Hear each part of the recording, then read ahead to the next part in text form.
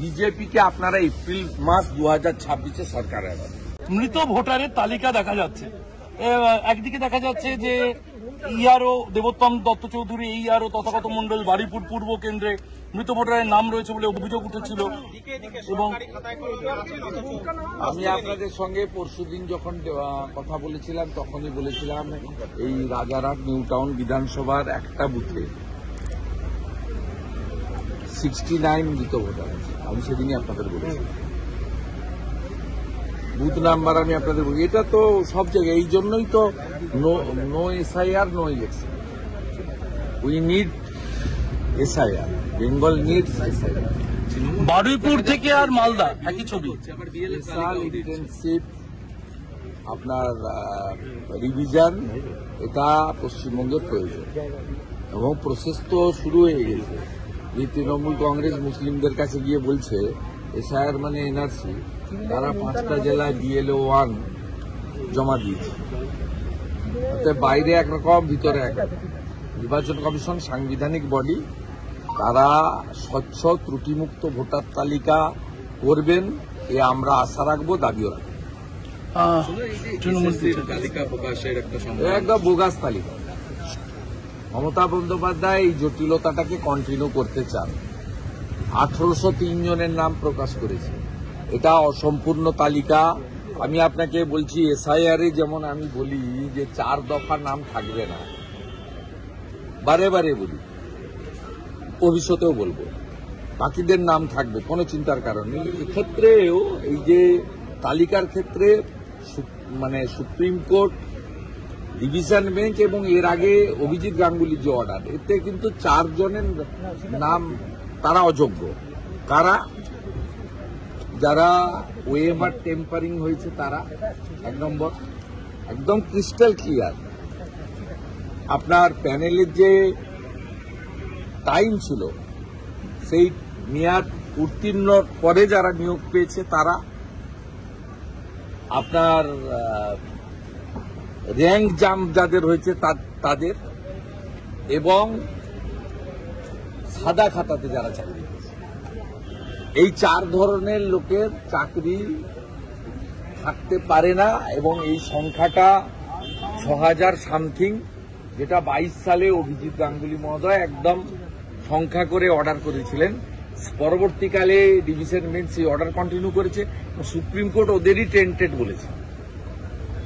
এটা তো একটা দিক গেল। অন্যদিকে স্বাধীনতার পরে কোথাও হয়নি, এমনকি ত্রিপুরায় যে বাম সরকারের 10,000 সামথিং প্রাইমারি গেছিল, সেখানেও কিন্তু সরকার তাদের অযোগ্য স্বীকার করেনি। এখানে অন রেকর্ড 1803 জনের চাকরি অবৈধভাবে মমতা ব্যানার্জি সরকার দিয়েছে, স্বীকার করার মধ্য দিয়ে প্রমাণিত হলো এই সরকার, যারা সংবিধানকে সামনে রেখে অন্তর্ভুক্তির শপথ নিয়েছে, তারা এই ধরনের বেআইনি কাজ করেছে। এবং এটা সম্পূর্ণভাবে কোনো নির্বাচিত সরকার করতে পারে না। এবং তাদের যে ব্যুরোক্রেসি এই কাজে সহযোগিতা করেছে তা মারাত্মক। আমি কথা দিতে পারি, সিপিএম এর ভুলের জন্য মন্ত্রিসভা ছাড় পেয়েছে। সিপিএম যখন স্কুল সার্ভিস কমিশনের আইন তৈরি করে একটা জায়গা লিখে রেখে দিয়েছিল, সেই জায়গাতে পরিষ্কার ছিল যে অ্যাডিশনাল পোস্ট ক্রিয়েট করতে পারে ক্যাবিনেট, যেটা ডিভিশন বেঞ্চ সিবিআইকে দিয়েছিল অর্ডার করতে, অভিজিৎ গাঙ্গুলি মহোদয়ের অর্ডারকে আপহোল্ড করে। সেটা সুপ্রিম কোর্টে গিয়ে এরা মুক্তি পেল কেন? 1996-এ এসএসসির যে সিপিএম এইটা করে গেছে, সিপিএম জানতো যে আমরা আরো 50 বছর 100 বছর থাকবো, নাতিরাও মুখ্যমন্ত্রী মন্ত্রী হবে। সিপিএম জানতো না যে ওরা চলে যাবে। সেই জন্য সিপিএম 96 সালে স্কুল সার্ভিস কমিশনের রুলে রেখে গেছিল যে অতিরিক্ত শূন্য পদ ক্রিয়েট করতে পারবে ক্যাবিনেট। সেই কারণে মমতা ব্যানার্জি সহ তার পুরো ক্যাবিনেট তারা বাইরে আছে, যারা 2022 সালে 5ই মে অবৈধভাবে 5800 পোস্ট ক্রিয়েট করেছিল, যেটা তদানীন্তন গভর্নর, এখন x vice president Jagdeep Dhankhar আটকে দিয়েছে। যেটা আমি বারে বারে ডকুমেন্ট হিসেবে দেখি। আমি পশ্চিমবাংলার বেকার যুবক যুবতীদের কাছে কথা দিতে পারি, ভারতীয় জনতা পার্টির বিরোধী দলনেতা হিসেবে এই যে 1803 অ্যাডমিটেড বেআইনি লোককে চাকরি দিয়েছে, বিজেপিকে সরকারে আপনারা আনুন। আমরা স্পেসিফিক সরকারে এলে এফআইআর করে মন্ত্রী আমলা যারা এই বেআইনি লোকদেরকে অ্যাপয়েন্ট করেছে তাদের বিরুদ্ধে আমরা কঠিনতম ব্যবস্থা নেব। বিজেপিকে আপনারা এপ্রিল মাস 2026-এ সরকারে আনবেন। আমি কমিট করছি 8 মাসের জন্য, আপনারা 8 মাস পরে দেখে নেবেন, কথা কাজের মধ্যে মিলিয়ে নেবেন। এবং এই লোকগুলোর ভবিষ্যৎ, including Mamata Banerjee and her caucus, এদের ভবিষ্যৎ কিন্তু ঠিকানা হচ্ছে জেল। গতকালকে যে ছবি দেখা গেল প্রদেশ কংগ্রেস ভবন, রাকেশ সিং আপনার সঙ্গে একাধিকবার তাকে দেখা গেছে মঞ্চে।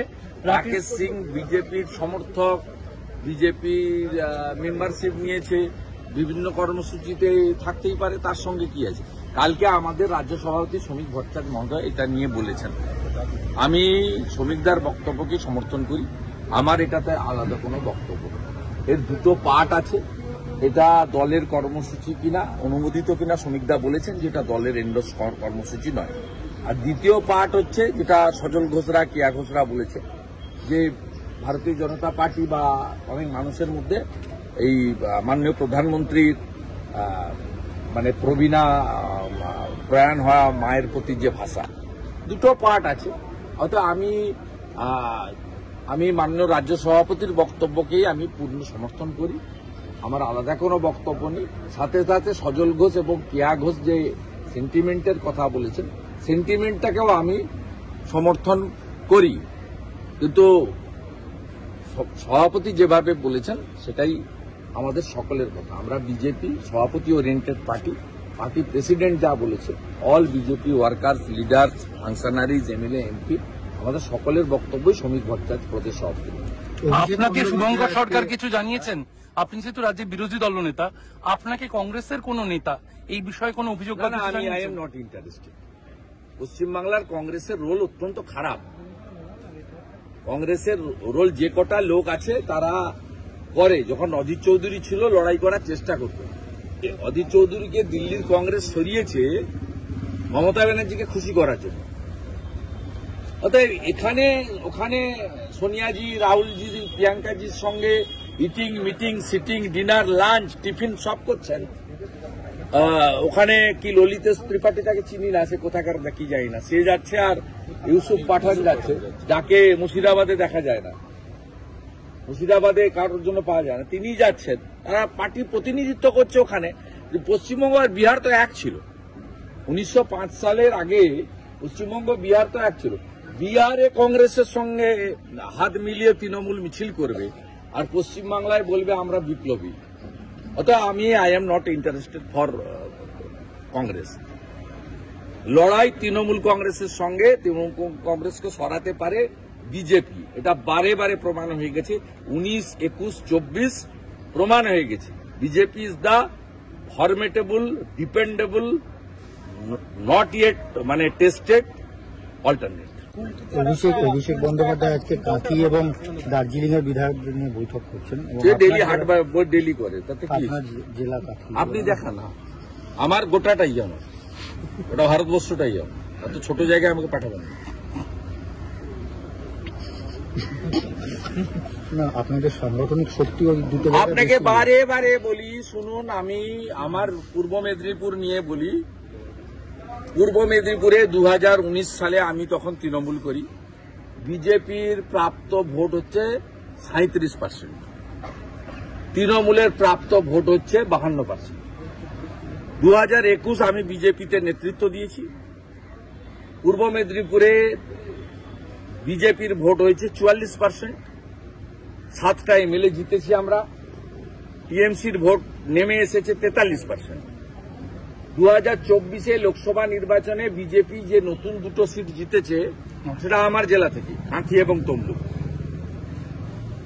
সেখানে বিজেপি ভোট পেয়েছে 46%। আমি 19 থেকে 24 ক্রমান্বয়ে বড় নির্বাচনে ভারতীয় জনতা পার্টি পূর্ব মেদিনীপুর জেলায় তার ভোট বাড়িয়েছে, তৃণমূলকে নিচের দিকে নামিয়েছে। মমতা ব্যানার্জি নিজে টেস্ট করতে গেছিলেন 21-এ, তিনি নিজে ফেল হয়েছেন। আমি নরেন্দ্র মোদীজিকে কথা দিচ্ছি সবার সামনে অন রেকর্ড সেভারাল টাইম, যা আমি উনাকে প্রশাসনিক পূর্ব মেদিনীপুর জেলা থেকে উনি যাদেরকে সেন্ট্রাল বিজেপি নির্বাচন কমিটি প্রার্থী করবে পদ্মফুলে, সেই 16 জনকে জিতিয়ে মোদীজির হাতে তুলে দেওয়ার দায়িত্ব আমার। রাজ্যেও যেমন আমার দায়িত্ব রয়েছে আংশিক সবাইকে নিয়ে, তো পূর্ব মেদিনীপুরের দায়িত্ব আমার নিরঙ্কুশ। আমি লিখেও দিতে পারি, আমি আগেও বলেছি লোকসভাতে অভিজিৎ গাঙ্গুলি 80,000 ভোটে জিতেছে প্রায়, আমার ভাই দিব্যেন্দু অধিকারী 50,000 ভোটে জিতেছে, তখনও এই আপনার এই কি বলে এদেরকে ও বাপ বেটা বলে, আর আমি যা বলি আপনারা জানেন। তা যাই হোক, এরা দুজন গিয়ে চটকেছে কিন্তু আলটিমেটলি কিছু করতে পারেনি। 26-এও কিছু করতে পারবে না। আপনাদের এই থাকতে থাকতে বলি, আমি 53তম সমবায় সমিতি জিততে চলেছি খেজুরি সাহেবনগরে। 2 রাউন্ডের গোনা হয়ে গেছে, আমি 100-র বেশি ভোটে এগিয়ে আছি, আরো 2 রাউন্ড গোনা হবে। আমি এটা আজকে জিতলে হবে আমার 53তম, হ্যাঁ রাধাপুরের পর 53তম। রাজ্য পুলিশ দিয়ে ভোট করেও আমি সমবায় তৃণমূলকে একদম সাফ করে দিয়েছি, যাকে আমাদের গাঁয়ের কথায় বলে গেঁড়ু উপড়ানো হচ্ছে, যাতে তৃণমূলের আর ছিন্নমূলের কোনো বিন্দু মাত্র থাকে না। আমি প্রমাণ করে দিয়েছি, 26-এ প্রমাণ করে দেবো। ওকে বলুন ডেকে ভাগ ঠিক আসছে কিনা, জেলা পরিষদ থেকে, হলদিয়া থেকে, দীঘা থেকে, সব ভাগ মাটোয়ারাটা ঠিক দেখে নি, চোর ভাইপো এগুলো করে নি। ভোট হবে না। ও গাঁয়ের ছেলের সঙ্গে গাঁয়ের লোক আছে, এসব বড় লোকের সঙ্গে নেই। চিন্তা শেষ একটাই প্রশ্ন, আজকের বৈঠকে এটা আমার রুটিন কাজ। পার্টি যে দায়িত্ব দেয় আমাকে পালন করতে হয়। পার্টি আমাকে কিছু দায়িত্ব দিয়েছে নির্বাচন সংক্রান্ত, অলিখিত দায়িত্ব, সেই দায়িত্ব আমাকে পালন করতে হয়। পার্টি ফার্স্ট, তারপরে অন্য কিছু, ঠিক আছে? যেমন বিজেপির কাছে নেশন ফার্স্ট, পার্টি তারপরে, আর ব্যক্তির কোনো জায়গা নেই এখানে। আমাদের ক্ষেত্রে পার্টি ফার্স্ট।